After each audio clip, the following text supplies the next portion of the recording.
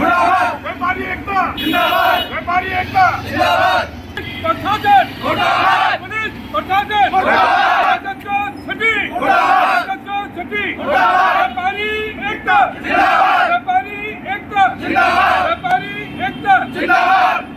ये जो नज़ारा आप देख रहे हैं ये बलदेवगंज बाजार का है, जहां दुकानदारों ने मंगलवार को एक मामले में पुलिस की कथित एक पक्षीय कार्रवाई के विरोध स्वरूप दोपहर तक सांकेतिक धरना देते हुए बाजार बंद रखा।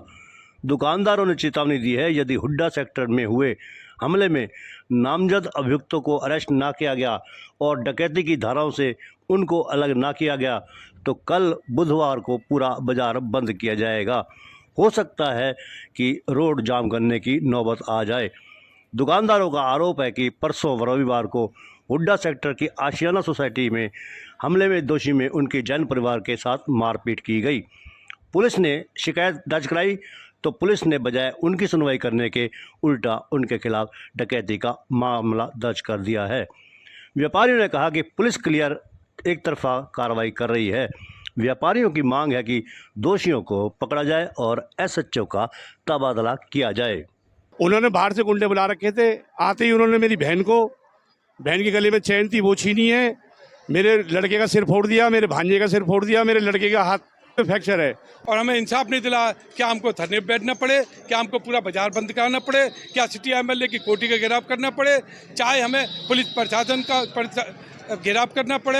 हम व्यापारी लोग एक हैं और व्यापार मंडल पूरा इस परिवार दुखित परिवार के साथ है। हम तो बस ये चाहते हैं कि कानून एक तो एसएचओ सिटी को बदला जाए, प्लस जो इसके ऊपर जांच बैठाई जाए और दोषियों के खिलाफ कार्रवाई करी जाए। 12 बजे तक अपना धरना दिया है।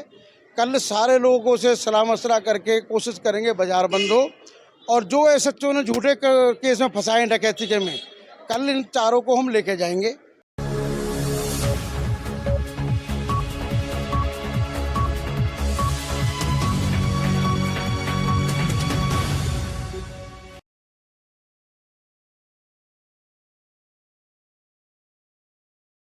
ये आशियाना में सोसाइटी है सेक्टर 2 में, वहाँ दोनों परिवार ऊपर नीचे रहते थे। हल्का सा किसी बात पर बच्चों की विवाद हो गई और विवाद में ऐसा हुआ, एक पंडित परिवार था, एक हमारे व्यापारी परिवार था और आपस में कैंसन हो गई। उन्होंने कुछ लोगों को, पंडित परिवार ने कुछ लोगों को बुला के और हमारे व्यापारी परिवार के संग बहुत मारपीट की और इतना मारपीट की उनको काफ़ी चोट आई है।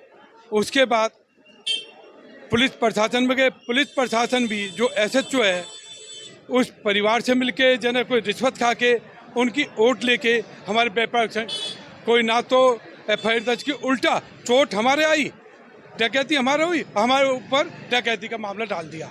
हम व्यापार मंडल से की तरफ से ये अपील सरकार से करते हैं, जो व्यापारी के खिलाफ ये कार्रवाई हुई है इसको समाप्त किया जाए और उस पंडित परिवार ने जो हमारे व्यापारिक संघ मारपीट की है, गलत कर गया, उनके ऊपर ये धारा लगाई जाए और व्यापार मंडल पूरा इसके साथ है। अगर पुलिस प्रशासन ने, सरकार ने हमारा पक्ष नहीं लिया और हमें इंसाफ नहीं दिला, क्या हमको धरने पर बैठना पड़े, क्या हमको पूरा बाजार बंद कराना पड़े, क्या सिटी एमएलए की कोठी का घेराव करना पड़े, चाहे हमें पुलिस प्रशासन का घेराव करना पड़े। हम व्यापारी लोग एक हैं और व्यापार मंडल पूरा इस परिवार दुखित परिवार के साथ है।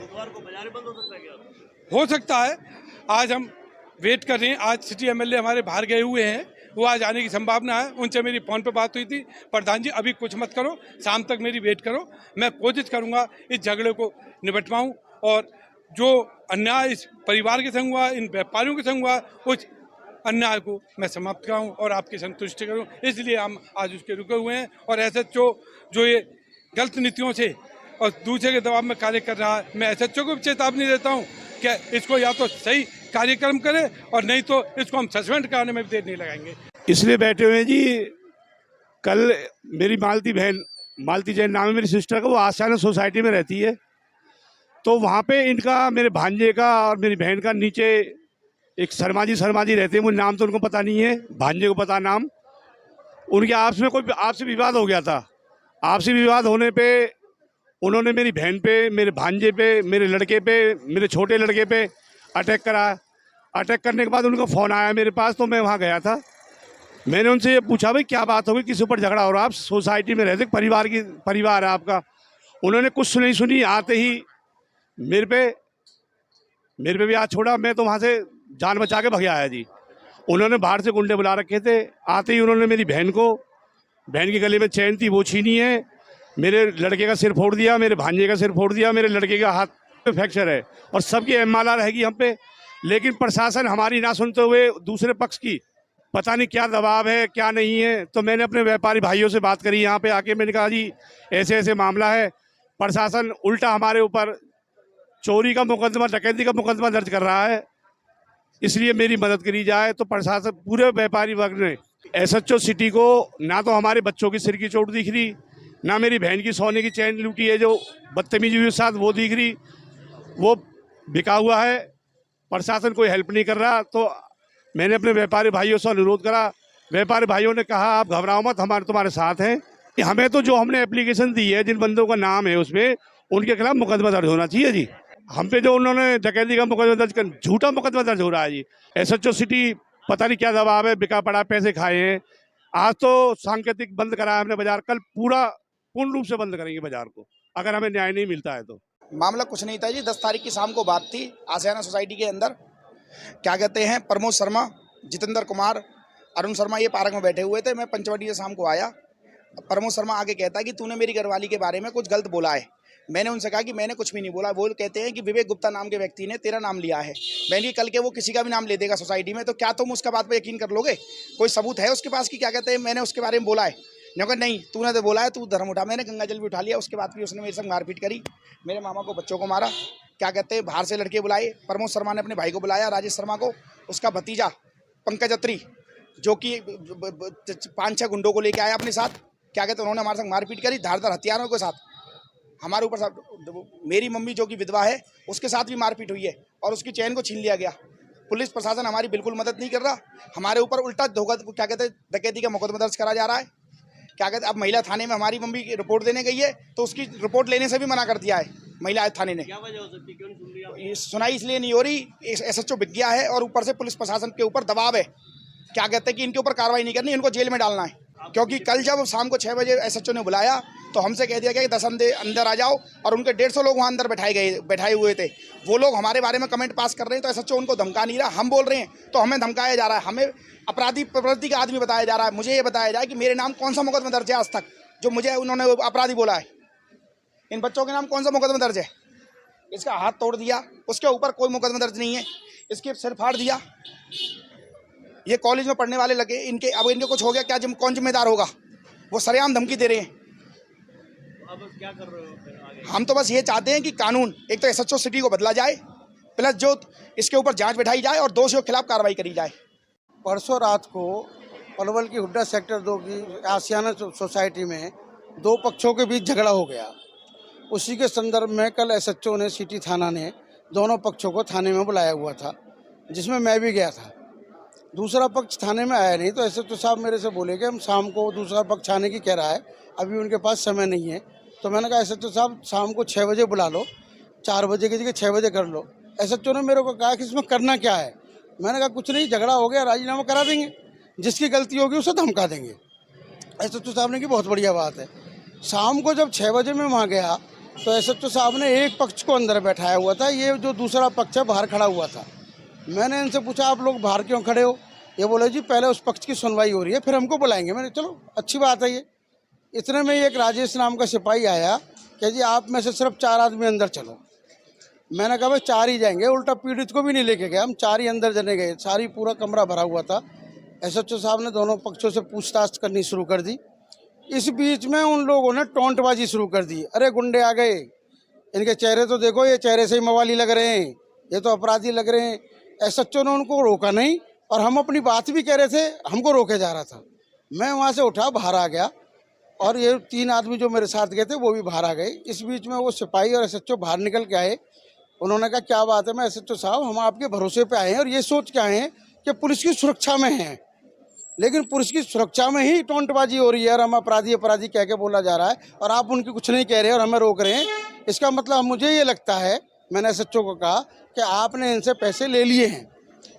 एसएचओ इस बात पे नाराज़ हो गया हम आगे वापस। इस बीच में शाम को मुकेश सिंगला का मेरे पास फ़ोन आया, मेरे मित्र भी हैं, कि बलराम इसमें राजीनामा कराना है, हर हालत में लड़ाई नहीं बढ़नी चाहिए।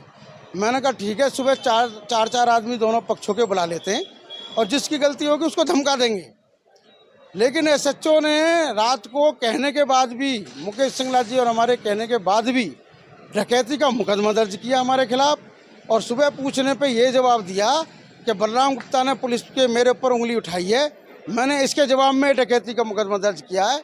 इसका मतलब क्या है कि पुलिस ये दिखाना चाहती है कि मेरी पावर ये है कि हम जब चाहें किसी के खिलाफ झूठा मुकदमा दर्ज कर सकते हैं, जो हमारे खिलाफ आरोप भी लगाएगा, हमारे खिलाफ बोलेगा या हमारे खिलाफ लड़ाई लड़ेगा, हमारी गलतियों को निकालेगा, ऐसे डकैती जैसे मुकदमे हम दर्ज करेंगे। डराना चाहती है शहर के लोगों को, एसएचओ भयभीत करना चाहता है कि जो बोलेगा उनका ये हर्ज करूंगा मैं। ये है हमारा विरोध। जो पीड़ित पक्ष हैं, जिनको चोटें लगी हैं, उनके खिलाफ डकैती का एसएचओ ने जानबूझ के किया है, मुकदमा दर्ज कर दिया इनके खिलाफ। ये कह कि बलराम गुप्ता उनके पक्ष में आया है, मेरे खिलाफ ब्लेम लगाता है पैसे के। मैं अपनी पावर दिखाता हूँ, मेरी पावर क्या है। एसएचओ का नाम पता नहीं क्या है, मैं तो राजवीर है। वो हमें पावर दिखा रहा है शहर के लोगों को कि पुलिस की पावर ये है कि जब चाहे जिसको बंद कर दूं, जब चाहे जिसके खिलाफ झूठा मुकदमा दूं। हमारा सिर्फ इतना है कि व्यापारी वर्ग के बस की लड़ाई करनी नहीं, झगड़ा करना नहीं, शांतिपूर्ण रूप से हमने 12 बजे तक अपना धरना दिया है। कल सारे लोगों से सलाह मशवरा करके कोशिश करेंगे बाजार बंद हो। और जो एसएचओ ने झूठे केस में फंसाए डकैती के में, कल इन चारों को हम लेके जाएंगे थाने में कि एसएचओ साहब आधे पैसे तो आपके पूरे हो गए, आपने झूठा मुकदमा डकैती का कर दिया दर्ज, आधे पैसे अभी रह गए हैं, वो ये मुलजिम आ गए हैं, इनको बंद कर दो, आपके पूरे पैसे हो जाएंगे, हम अपनी जमानत करा लेंगे। क्योंकि हम तो जब भी डकैत घोषित कर दिए एसएचओ साहब ने बगैर इंक्वायरी के। और एक चीज़ और बताता हूँ, एसएचओ साहब ने ये कहा कि जी ये ऊपर से आदेश हैं कि जो भी कोई एप्लीकेशन में लिख के देगा हम उसको पहले दर्ज करेंगे। मेरे पास एक एप्लीकेशन है, अभी मैं मंगा के आपको दिखाता हूँ, संजय कॉलोनी की। उस लड़के ने एप्लीकेशन दी हुई है कि मेरी चैन छिनी, मेरी रिवॉल्वर से गोली चलाई गई। मुकदमा दर्ज नहीं किया, उसका नहीं दर्ज किया। हमारे लिए कहते हैं कानून है। ये एसएचओ साहब हैं शहर के।